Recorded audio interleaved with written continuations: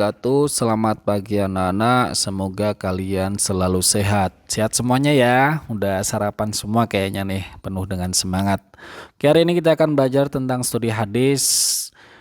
Sebelumnya kita akan absen teman-teman. Yang pertama ada Azifa. Azifa ada. Azalea, oke, sudah ada juga. Rofi. Masuk ya Rofi. Terus selanjutnya ada, oh itu dia Rofi. Ada Zahra, mana Zahra? Oke. Juga ada Siti. Siti ada? Oke, makasih. Selanjutnya siapa itu yang di belakang? Azea. Ya, oke, terima kasih. Kayaknya semuanya pada masuk. Teman-teman, cobalah kita renungkan sejenak. Setiap hari kita datang ke kampus, mengikuti perkuliahan, mengerjakan tugas, membaca referensi, bahkan mencari informasi melalui internet. Menurut kalian, apakah semua aktivitas itu hanya untuk mendapatkan nilai dan gelar? Dalam Islam, belajar memiliki makna yang lebih dalam. Menuntut ilmu bukan sekedar kebutuhan akademik, tetapi juga merupakan bagian dari ibadah. Bahkan Rasulullah menegaskan menuntut ilmu merupakan kewajiban bagi setiap muslim. Lalu mengapa Islam memberi perhatian yang begitu besar terhadap ilmu? Apa saja nilai yang terkandung di dalamnya dan bagaimana relevansinya bagi kita sebagai mahasiswa dan calon pendidik? Untuk menjawab pertanyaan tersebut, kita akan membahas terlebih dahulu tentang bagaimana kemegahan Eropa saat ini. Banyak yang menganggap bahwa kemajuan ilmu pengetahuan sepenuhnya berasal dari peradaban barat. Namun coba kita melihat sedikit ke belakang, salah satu sejarah yang menjadikan fondasi penting kebangkitan Eropa justru dari perkembangan Islam dan ilmu pengetahuannya, terutama di Spanyol atau dulu disebut dengan Andalusia. Kita lihat ya di gambar ini bahwasannya kota-kota besar seperti kota Cordoba, Granada, dan Sevilla di Spanyol dulu memiliki perpustakaan yang besar, universitas, rumah sakit yang maju, serta pusat penelitian yang sangat komprehensif. Saat sebagian besar wilayah Eropa masih mengalami masa yang kelam atau disebut dengan Dark Age, para ilmuwan muslim telah mengembangkan berbagai ilmu seperti kedokteran, matematika, astronomi, filsafat, dan juga teknologi.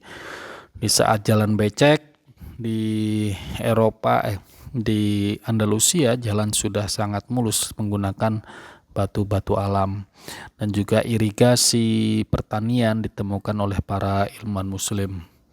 Nah, karya-karya ilmuwan muslim inilah kemudian diterjemahkan dalam bahasa Latin dan dipelajari oleh para cendekiawan Eropa. Dari proses inilah pengetahuan Islam menyebar ke seluruh Eropa dan menjadi pemicu lahirnya masa Renaissance atau kebangkitan Eropa. Jadi ini menunjukkan bahwa Eropa tidak dapat dipisahkan dari kontribusi besar. Menuntut ilmu adalah kewajiban bagi setiap muslim, diriwayatkan oleh Ibnu Majah. Hadis tersebut diintegrasikan dengan CPL, CPMK maupun sub CPMK dalam pendidikan agama Islam. Pada aspek CPL diharapkan mahasiswa mampu bertanggung jawab serta menguasai konsep dan sumber ajaran Islam yang otentik, yaitu Quran dan hadis. Selanjutnya pada CPMK, mahasiswa tidak hanya memahami secara teori tetapi mampu menganalisis, mengkontekstualisasikan, menterinalisasikan nilai-nilai hadis dalam kehidupan sehari-hari serta dalam profesi sebagai pendidik. Kemudian pada sub CPMK pertama mampu melafalkan, mengartikan dengan benar. Yang kedua, mahasiswa menganalisis nilai-nilai pendidikan yang terkandung di dalamnya seperti pentingnya mencari ilmu, meningkatkan kualitas, mengamalkan ilmu baik buat muslim dan non-muslim, dan juga sebagai kontribusi bagi kemajuan umat.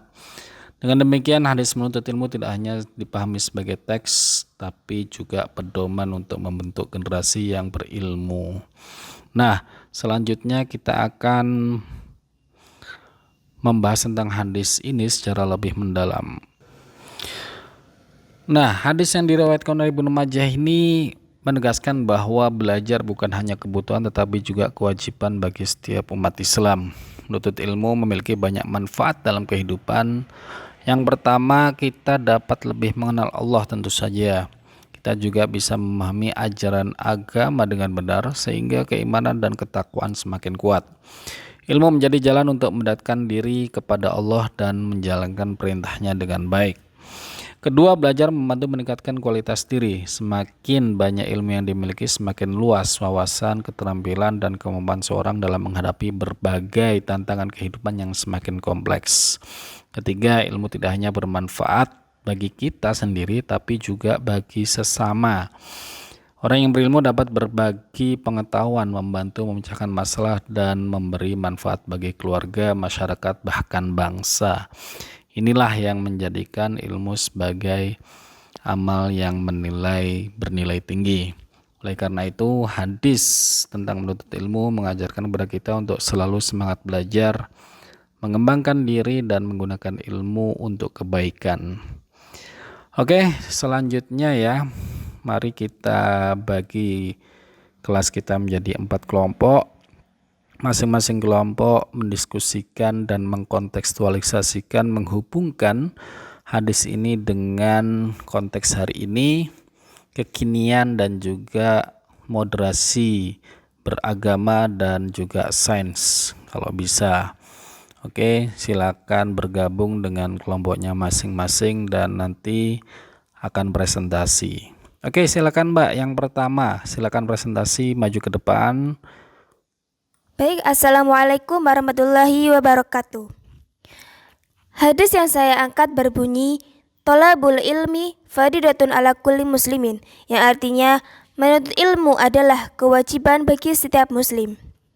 Hadis ini sangat relevan dengan kehidupan mahasiswa pada zaman sekarang. Sebagai mahasiswa, menuntut ilmu bukan hanya untuk mendapatkan nilai yang baik atau meraih gelar sarjana, tetapi juga sebagai bentuk pelaksanaan kewajiban yang diperintahkan dalam Islam. Di era digital saat ini, ilmu dapat diperoleh dari berbagai sumber, seperti perkuliahan, buku, jurnal ilmiah, seminar, dan platform pembelajaran daring. Namun, kemudahan akses informasi juga menuntut kita untuk lebih kritis dalam memilih sumber yang benar dan dapat dipercaya. Hadis ini mengajarkan bahwa seorang mahasiswa harus memiliki semangat belajar yang tinggi, disiplin dalam mengikuti perkuliahan, serta terus mengembangkan kemampuan dan wawasan sesuai bidang keilmuannya. Selain itu, ilmu yang diperoleh tidak cukup hanya dipahami, tetapi juga harus diamalkan dan memberi manfaat bagi masyarakat. Sekian, terima kasih. Wassalamualaikum warahmatullahi wabarakatuh.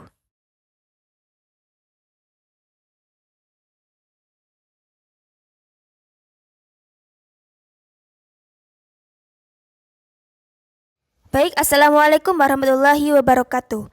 Hadis yang saya angkat berbunyi, Tolabul ilmi fardhatun ala kulli muslimin, yang artinya menuntut ilmu adalah kewajiban bagi setiap muslim. Hadis ini mengajarkan bahwa belajar bukan hanya kewajiban bagi pelajar atau mahasiswa, tetapi juga bagi seluruh masyarakat. Dalam kehidupan sehari-hari, ilmu diperlukan untuk mengambil keputusan yang baik, mendidik keluarga, bekerja dengan baik, serta berinteraksi secara bijak dengan sesama. Di era informasi saat ini, masyarakat harus mampu memilah informasi yang benar dan menghindari berita hoaks yang dapat menimbulkan perpecahan. Karena itu, semangat belajar dan mencari pengetahuan yang bermanfaat harus terus ditumbuhkan sepanjang hayat. Melalui hadis ini kita diingatkan bahwa ilmu yang baik akan membawa manfaat bagi diri sendiri, keluarga, dan masyarakat luas. Wassalamualaikum warahmatullahi wabarakatuh. Oke, terima kasih Mbak. Oh, bagus banget tadi penjelasannya dan juga mengkontekstualisasikannya ngena. Oke, terima kasih. Silakan duduk kembali.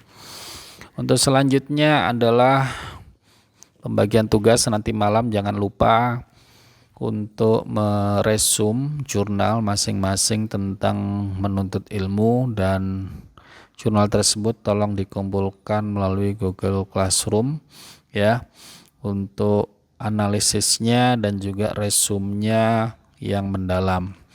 Oke, untuk materi pada minggu depan adalah tentang hadis akhlakul karimah. Mirip seperti ini kita pendekatannya. Jangan lupa bagaimana thalabul ilmi ini untuk konklusinya adalah menaikkan derajat kita, menaikkan menaikkan harkat martabat orang muslim, bangsa dan negara. Jadi itu konklusinya dan kita tutup. Terima kasih. Wassalamualaikum warahmatullahi wabarakatuh. Sampai jumpa di lain kesempatan.